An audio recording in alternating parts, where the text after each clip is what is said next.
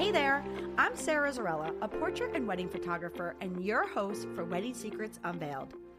This is a podcast where we cut through the complexity of wedding planning, leaving you with everything you need to know directly from the industry experts. If you want to simplify your wedding planning while having fun, of course, you came to the right place. Join me while I guide you through your planning, starting from your engagement to your big day when you say, I do. After photographing for over 20 years, I am sharing with you tips and tricks to cut through the excess noise. Because I believe from the moment you said yes, your planning experience should be a magical time in your life. Here you'll find episodes that are fun, stress-free, and straight to the point with a fresh, honest take on the reality of what you really need to know about planning your perfect day. Let's dive in.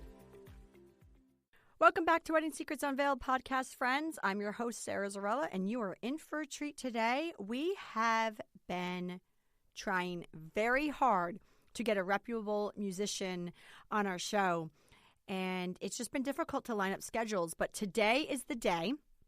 We have the owner and founder of Ariana Strings on today. She's going to be talking with you about musicians and music at your ceremony, at your cocktail hour, a little bit during the reception.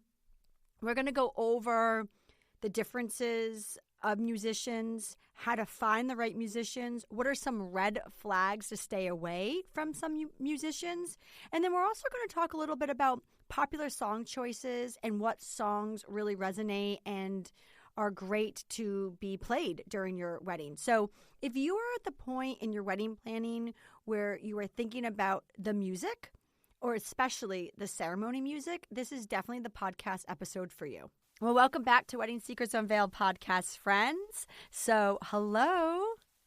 Hello, how are you? Good. I'm very excited to have you on the show today. Thank you for having me. Can you tell our listeners who you are, who you serve, and what you do in your business?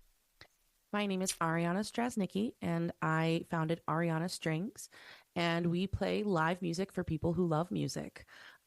We are string-based musicians. I'm a violinist, so everything is centered around violin. So that's solo violin all the way up through string quartet and even a string orchestra. And we perform for all loving couples who want epic music for their love story. I love it. And where are you based out of?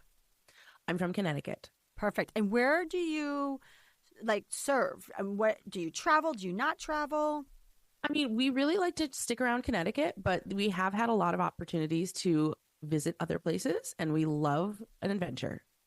Perfect. And I am really happy to have you on the show.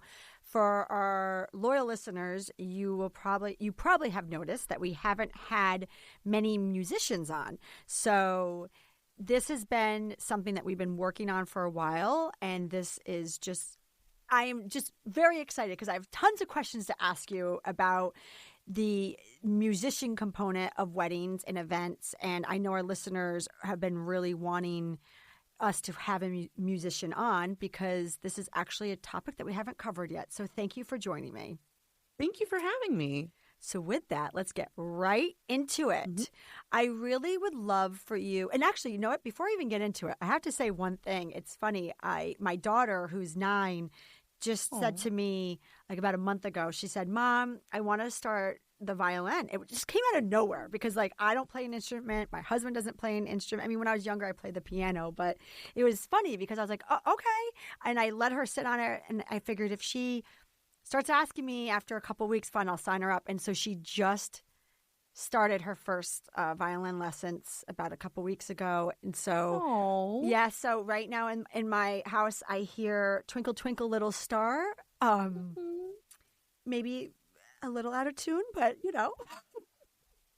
That's great though. Yeah. And I used to teach, so I know exactly what she's going through. Just tell her to keep at it. It's a really, really hard learning curve at first, but honestly, she'll love it. I think also too, what I've been told by the instructors, just the way she holds it, she's holding it like a natural. So, good. Yeah, we'll see. I am just being exposed to the world of strings right now. So there's that. Posture is like 99.9% of it. So yeah. Well, that's what I learned. So that's what the teacher said the first time that the teacher brought her in. She said, well, right off the bat, she's a natural at the way she's holding it and posture. And I didn't even think about that. And it's funny because now that I learned that, the last couple of weddings that I've been working at, what do you think I'm looking at? I'm looking at the strings and the musicians and how they're sitting or how they're standing. And yeah, I see it now. So whole new world. Yeah. So let's get into it. All right. So tell us a little bit about how can somebody even find a wedding musician? So to find wedding musicians, it's, a really interesting task. But what you want to do is start looking in your area and listening to people's music and seeing if it resonates with you.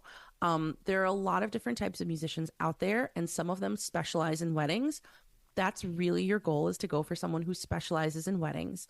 I know it's very tempting to call up the local music school or to call up a local symphony and say, hey, is someone into this? Would they be willing to play for my wedding? And while they may be completely and wonderfully qualified and very, very skilled to play their instrument, weddings are a totally different animal. I started playing weddings when I was a student. I played for a couple of companies, and it was a disaster and a half. And actually, the way I run my company is based on all of those disasters. So basically, it's really important that your wedding musicians understand the nature of the beast, that they're fully prepared to understand backup plans and how they set up, particularly for your venue, and how they handle all the different personalities, because we know that there are a lot of people who are involved in the planning process, and that they're fully prepared to give a collaborative effort with that performance. I just chuckling to myself because when you said it's very tempting to call up your local school or, like you said, a musician, a musician who may not specialize in the wedding realm. I'm laughing because I've also seen that also in the photography and videography department, where, well, for me, not so much the photography, because obviously if I'm the photographer or Dan's the photographer on site, but we see it a lot with stories that we hear, or with video, we actually see it on site where they'll get a student, and I'm sure the final product of that student is obviously very talented, but there's so many logistical issues happening behind the scenes that I can't even begin to explain to our listeners. There's been so many times I've worked with a student videographer and I've gotten them out of binds because I'm a true professional and we've been doing it for a while. But my gosh, I wonder what would have happened if I wasn't there. So not to put you on the spot, but can you give me one or two things that you've seen, or one of the reasons why you started this, of why going to a student, and I'm not trying, like you said, not trying to knock a student, but it's why it's not appropriate. Yeah, no, I started as a student. They actually had something at my music school where they would actually put a Post-it note on a wall, and it would say the information about the gig, and then it would say the first person to grab the Post-it note gets the gig. And that was their way of qualifying it, basically who was available. And I would grab this Post-it note really fast, and then I would get a couple of details about where to show up and what to do. But once I arrived, it was a catastrophe. I played the wrong song as people walked down the aisle because I'd been given the wrong information. I didn't know what religion the service was, and I had no way of preparing or understanding, we're going to be needing to play music for communion or for offertory. So all of those opportunities to plan and actually know what I'm doing were thrown out the window. And it was pretty much a disaster. And I did a couple weddings like that. And then I said, I can't do that anymore. I just can't. So when I started picking those Post-it notes off the wall, I said, I need to contact the couple. I need to know who these people are and what they want, because I do not want to ruin someone's wedding day inadvertently, obviously. And so I started getting to know the couples, and they met with me and they would have me perform for them. And we would figure out together what music they could walk down the aisle to and what it would sound like. And in the end, I actually just got really into weddings. And as a person who didn't care about weddings before, I suddenly jumped on board because I was loving being able to solve these people's problems. I love it. So then let's say they take your advice and they contact legit professional wedding musicians. What are some things they need to consider when choosing their live musicians? I'm so glad you asked, because a lot of live wedding music companies are side hustles. And there's nothing wrong with being a side hustle and having your 9 to 5. But it's really, really important to distinguish between who actually cares about your wedding and who is going to send out a group of strangers to your event who, again, know nothing about you.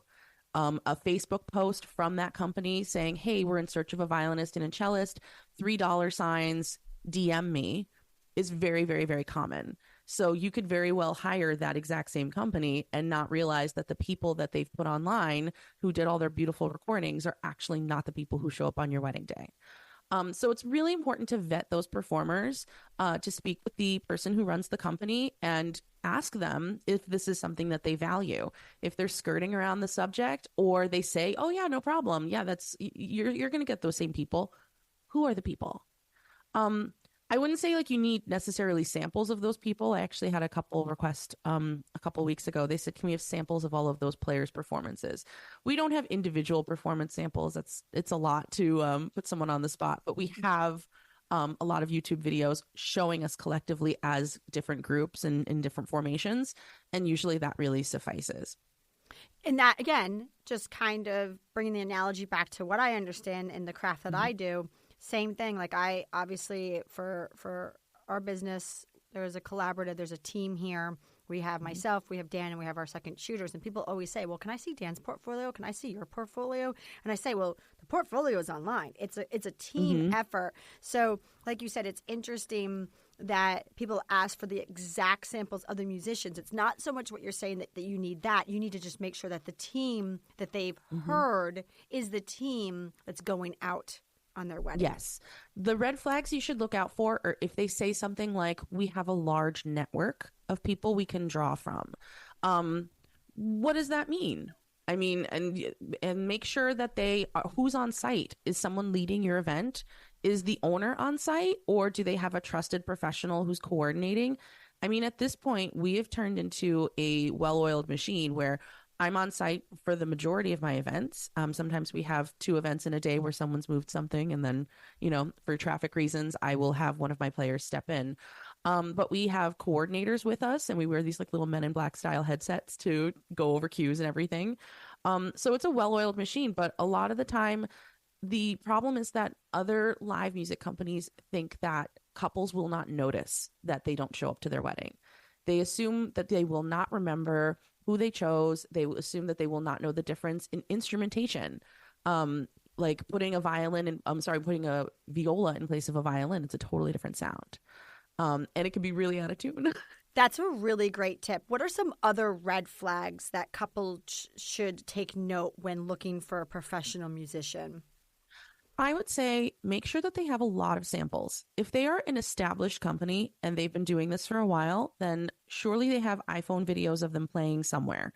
And they should have, videos from guests, different things all over different platforms, YouTube, Instagram, TikTok. And even if they're not interested in having a website presence, you should be able to contact them and say, hey, I want to know what it sounds like to hear you. And they should be able to provide that. Other red flags would include promising the moon, because anyone who's been in this industry for a very long time should know exactly how to guide you and exactly what the limits are. So if someone tells you, we have no problem playing outside in the cold, what quality of instrument are they bringing to your wedding? Because stringed instruments are extremely susceptible to damage due to fluctuations in heat and humidity. And when I say susceptible to damage, I mean a $100,000 instrument will crack and lose all value, and we don't get the insurance to fix it. Like that's out the window. It's long gone. Even though we have insurance, it just doesn't work that way because we put it in danger. So if they are saying to you, oh yeah, we're going to play outside even if it's snowing. Nope. Huge red flag.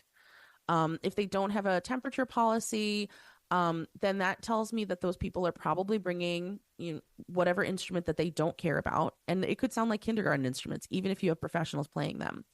But even if you're playing in like high and low temperatures, by the way, our muscles actually respond very much to the heat and the cold. Just like if it's a little cold and you think, oh, my finger's a little cold, and you blow on them a little bit.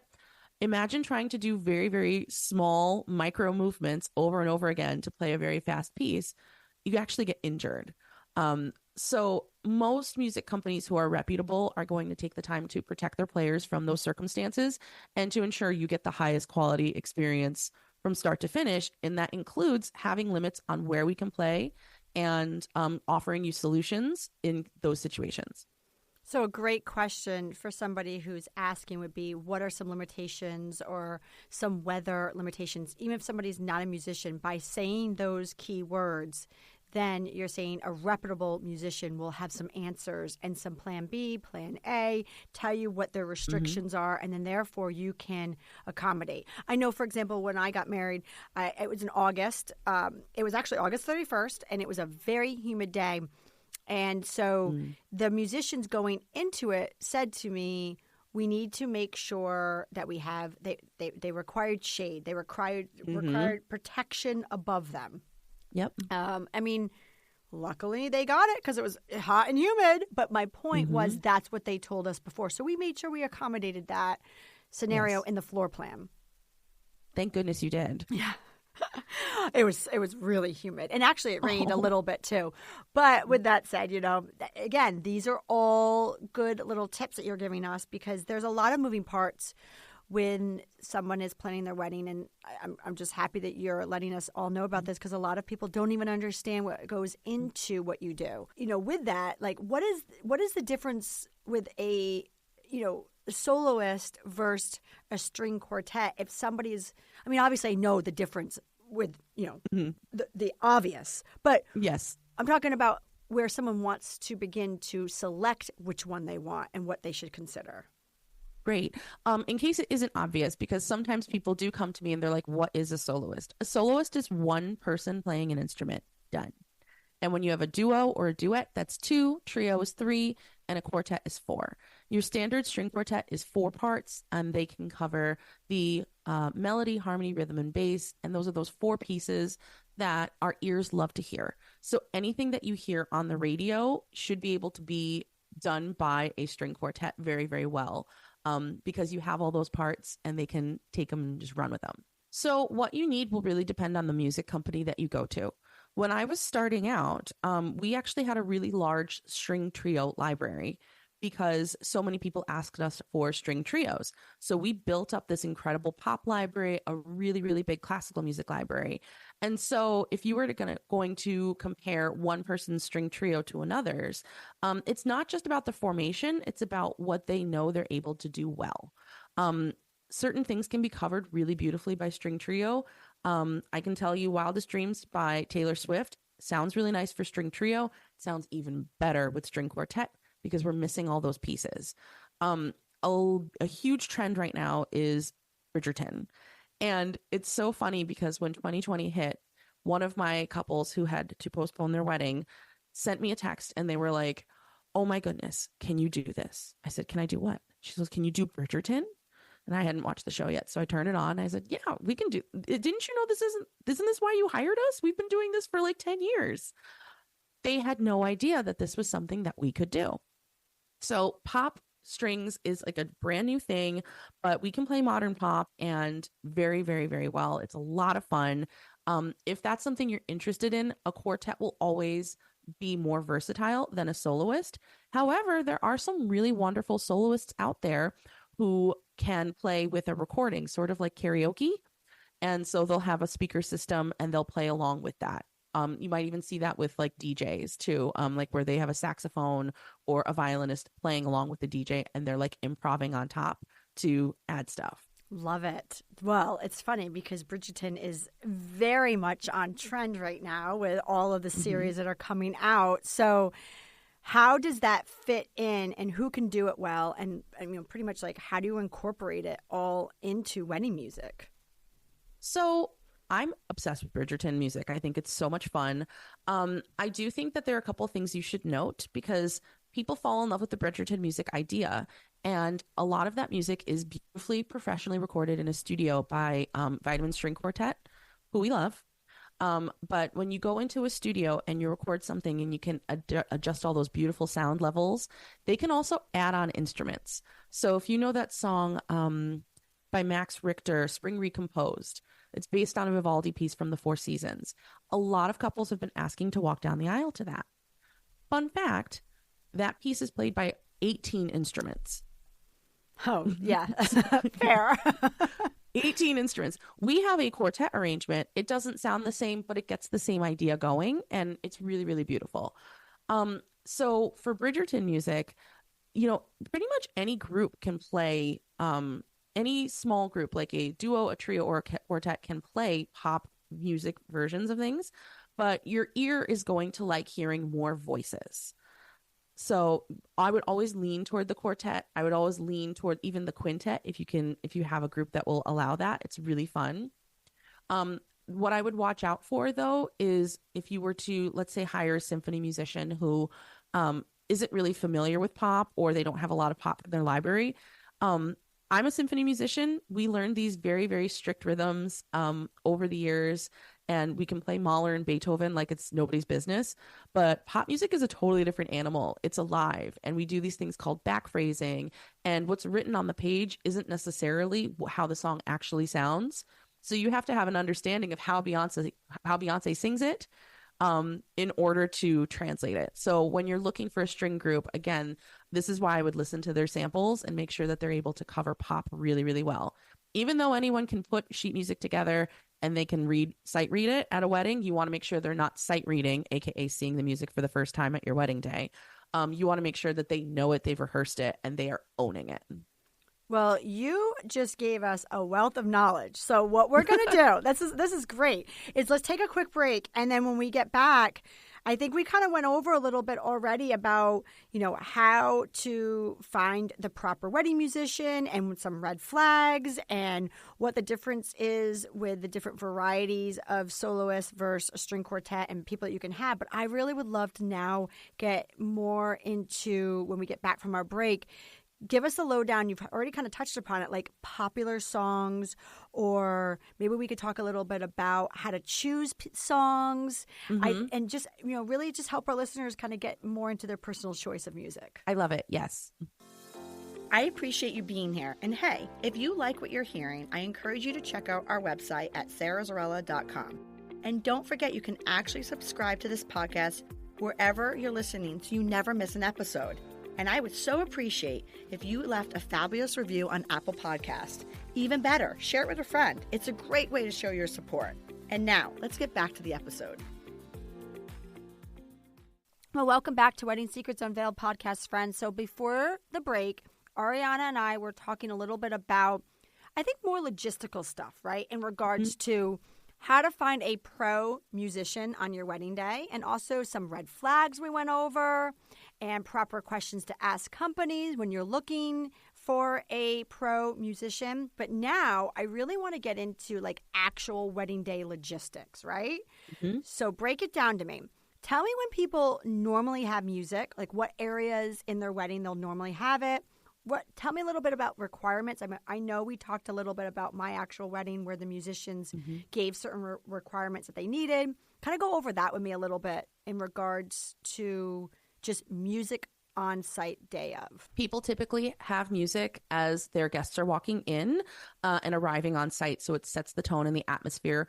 We have a fancy word for it called prelude music, but you can also just call it welcome music.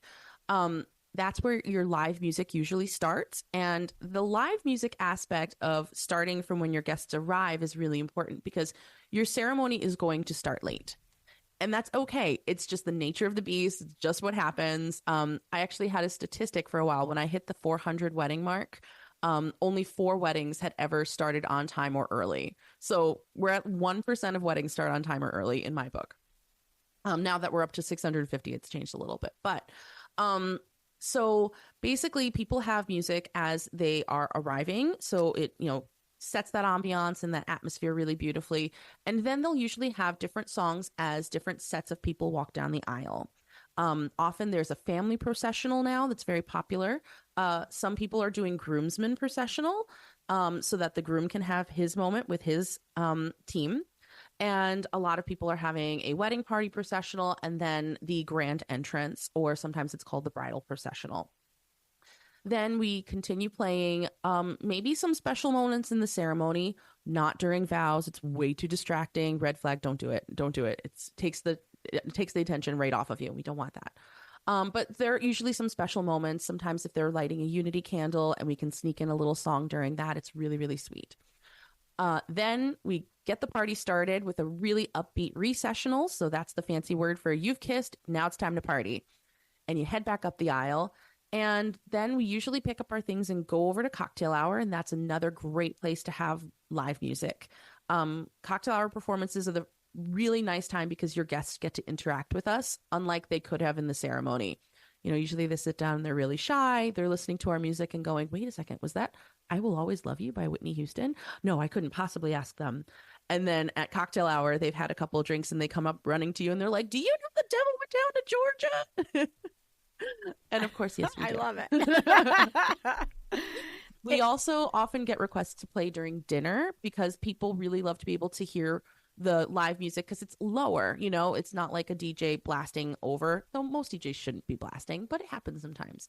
People want to be able to talk comfortably during dinner, and so we often get requests to do that. And we've been playing for a lot of first dances recently too. It's very magical. Ooh, well, that was my next question. I was going to say, all right, is there any times, with your 600 plus weddings you've done, that yes, you've laid out the normal or most popular times that you play, but I was just about to say, is there any one-off scenarios? And you just said it. So first dance. Mm-hmm. Interesting. First dances are huge. Yeah. It's really, really sweet. And we can then tailor things to you. So, if you don't like being the center of attention, which a lot of my couples feel that way, and they don't want to be put on the spot for too long, they'll say, can you do a 30-second cut of this song that's really special to us? Done. Nice and easy. Well, got another question for you then. So you talked a little bit about obviously going down the aisle, which when I think of a wedding musician, that's the number one spot that I always think of, right? Like the bride's being given away, going down the aisle. How does someone even begin to choose what song to even play on that one? I'm so glad you asked. So there are two things that you should really do. Number one, start looking through your own music library and seeing what resonates with you. It doesn't matter if it's not wedding-y.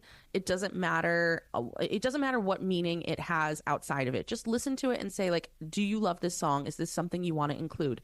Maybe it isn't right for your ceremony, but write it down. I have a long list of Apple iCloud notes. And so that's where I'm always copy pasting things into. So that's where you should start, is like, take in things that you know that you love, and then put a little asterisk or a little star next to ones where you're like, this could be, is this romantic? Can I go down to the aisle to this? Does this have special meaning for me? Then that's when you want to turn to your musicians and ask them, does this sound good on a string quartet? Some electropop things really do not translate. But other things are absolutely gorgeous on strings. A lot of people say that the violin actually mimics the human voice, and so it's a really beautiful instrument for especially a lyrical ballad. It's really fantastic. So I personally would always turn to your musician's library and see, do they already have this? And if they don't, can you make an arrangement of it? An arrangement basically is a fancy term for us having one of our really awesome geeky composer friends take everything by ear and painstakingly turn it into from a studio pop song into one that is appropriate for a string quartet to play. And ask them, will this sound good on strings? That'll be a really big indicator for you. And then finally, when you're trying to decide how to walk down the aisle, there's a lot of timing things that I don't know if I can really get into it because it depends on the song, depends on the size of the bridal party and how long your walk down the aisle is. Is it really far away? Is it close? But the best way to choose is, do you have a gut visceral reaction to hearing that song played? Do you love that song? If you're on the fence, throw that into welcome music, throw that into prelude music or cocktail hour. But you will find something that really has meaning for you. So sit down and take it all in. And maybe if you're not like feeling it in that particular day, do it in another hour.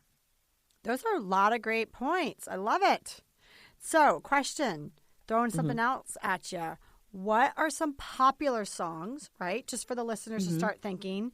And what are some songs that, maybe they're not popular, but you've done, you're like, ooh, this should be done more. Or maybe out of the popular songs, what does translate the best? I know it's a lot I'm throwing at you, but I just want to kind of dissect, songs in general for our listeners. Okay, so I'm going to stick to string quartet because that's like easiest for me in a way. But basically, you can pick. I love the song At Last by Etta James. I feel like every time people hear it, they breathe a sigh of relief and it's beautiful. It has so much going on for it. I personally walked down the aisle to two songs. Well, we had two songs for different reasons, but one of them was La Vie en Rose. Every time people hear this on strings, they just cry. It's beautiful. Um, and cry in a good way. Can't Help Falling in Love is huge. It's a beautiful song. It's timeless. It's a modern classic. Other things that are modern classics include A Thousand Years by Christina Perri from the Twilight movies. We've been getting a lot of Wildest Dreams by Taylor Swift. Swifties, we love Love Story if you're looking for something a little more upbeat. Um, what else? What else? What else did you ask? Forgive me. Yeah, no, I asked quite a bit. Those are a lot of great ones for popular ones. How about, and actually you probably already answered it. You said it with a couple of them that sound, like you said, just perfect to the ear that may or may not be popular. But that was one of my questions was, out of the ones that you hear a lot request of, or even not get a lot of request, what are things that just sound just beautiful and that you would love for people to request more of, or when they do request, it's like foolproof? Ooh, okay. So a lot of people veer away from classical music because they don't know the names of the songs or pieces, as they're called when they're instrumental. And I have to say, I really hope that when you're planning your wedding that you get a little bit into some classical music and consider it. Because if you have a string quartet, anything classical will sound beautiful on string quartet. Except for Claire de Lune, it's a piano piece and it just never translates right. So, yeah, I'm so sorry. It breaks my heart every time someone asks. I'm like, well, it doesn't go well. But Pachelbel's Canon in D is a classic for a reason. And we can cut it so that it can really mount and build for that exact moment when you get to the top of the aisle. There are some really beautiful pieces from operas. Intermezzo from Cavalleria Rusticana by Mascagni is so beautiful. And every time I play it for one of my couples, they end up choosing it because they're like, I didn't know this existed. This is so beautiful. So don't be afraid to choose something that didn't specifically have meaning to you before your wedding day. It's just like buying a new perfume for your wedding day to have that memory. You can now have that piece have meaning for you. Oh, I love that. It gave me chills because it's like a new meaning, right? Mm-hmm. New marriage, new meaning. Mm-hmm. All right. So question for you. What is your thoughts? I have my own thoughts here, but what is your thoughts about, and the only reason why I'm asking you is because obviously you deal quite a bit with the actual ceremony when you're on site. Mm-hmm. What's your thoughts of when people lie about the starting time on their invitation? Don't do it. But I'm going to tell you why. There's a really good reason why. When you hire your musicians, okay, let's say you ask for a half hour of prelude music. So you're having a 3:00 ceremony. We arrive and we're playing at 2:30. Your guests, a lot of them arrived for 2:30 p.m. And then, of course, there are people who, when it's a social event like me, I arrive at 2:45 or 2:55, right? And then everybody plans for it to start at 3:00. And that's when they gather all of the guests together. You know, the people from the venue will say, please take your welcome drinks over to your seats and enjoy. We're going to be starting in a moment. And at 3:00, they're trying to herd the wedding party. It's like herding cats, trying to get them all together. Someone's broken a zipper. Someone forgot the rings. Literally on Sunday, we had someone who left the rings in the hotel. The man of honor ran. I've never seen him run so fast in my whole life. I know him personally, so he's wonderful. But he ran, came back within like 10 minutes. And the ceremony started like 19 minutes late. But that's extremely common. So now imagine that you think, oh, okay, I'm going to try and stop that from happening. And if I tell everyone it's a 3:00 ceremony and I actually want it to start at 3:30, that'll work, right? No, because now everything is pushed back. Your caterer has different information and they're trying to get food out at the wrong time. And it's not, is the stuff going to come out hot? Is it going to come out cold? You're creating a little bit of a mess there. Some of your family members are going to get the memo that things are starting late. So they're going to arrive even later. And ultimately, it's just going to push your whole timeline back. And I don't know about you, but I really care about photography and I really care about guest experience. And you're really impacting both of those things. One, it's going to mess up your photo timeline, something awful. If you were planning first looks or not a first look and you wanted to do it during cocktail hour, anytime things go even later, it's just eating into your time. And the second thing is for your guest experience, the people who did arrive on time to be there for you are now sitting possibly in direct sunlight for 45 minutes in 89-degree heat, or they are sitting outside in a cute dress and it's, 55 degrees and it's a little chilly with a little mist to the air, and they're freezing or they are sweating and now they're grumpy because everything is moving that much slower behind. And it's really hard to save the atmosphere from that. Amen. You said it all. I was just curious because you're always at the ceremonies. All right. Mm-hmm. So with that said, I could sit here and talk to you, for hours. And I think this gives us a great taste, and we'll have to have you back on the show. But it is time for a wrap-up question. Mm-hmm. What are some key points that couples should be asking their musicians to make sure that they are inquiring with a professional company to ensure that their wedding day is an absolute perfect event? So I'm going to answer this as if I needed to go somewhere and find musicians and I was not hiring my own team. Let's say I was going to the West Coast. The first thing I would do is I would hop on Google and look for some really nice websites and listen to their samples. After listening to their samples, if I decided, wow, I really love their sound, I'm going to go to their social media and see what's relevant, what they've done recently, if they have any live recordings, any examples of their couples, and the places that they've been to see if they've worked at my venue before. Then I'm going to try and reach out, and I want to see if the personality fits and if the person who runs the company genuinely cares about my wedding day and is willing to help hold my hand and guide me, because I need that guidance. Most of us have not planned a wedding before. And you know what? Even if you have until you've planned, 650 of them, can you call yourself a pro? So make sure that the people that you are going to be working with and in meetings with, you actually like, and that you can trust them to do a good job for you.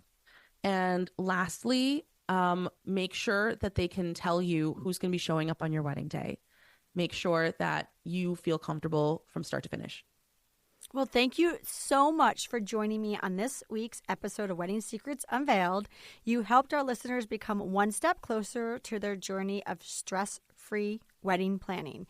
Can you tell everybody where they could find you? Yes. You can find me at weddingmusic-ct.com or arianastrings.com, ARIANA strings.com. You can connect with me on Instagram, Ariana_strings. There is an Ariana Strings account that has 3 followers, and it's for Ariana Grande. So oopsies on that. But you can also find me on TikTok, Google. I'm pretty much everywhere. Threads. So yeah, all those wonderful places. You'll see Ariana Strings, and that's me. Perfect. And for our listeners, we will have Ariana's information on our episode show notes, which you can find on our blog and our website podcast page, which is at sarahzarella.com/podcast. Thank you for listening to Wedding Secrets Unveiled. I appreciate you being here. And hey, if you enjoyed this episode, I want to tell you something. I encourage you to check out our website at sarahzarella.com. We love photographing while having fun, of course. Check out our podcast page on our website for our show notes, along with upcoming episodes with your local wedding experts. Listen in as we help you plan your epic event. And don't forget that you can actually subscribe to this podcast wherever you are listening so you never miss an episode. I would so appreciate if you left a review for us on Apple Podcasts. Even better, share it with a friend. It's a great way to show your support, and let us know what you think. If you know any wedding experts that would like to be a guest, we have a link directly on our website where they can let us know. Thank you for listening.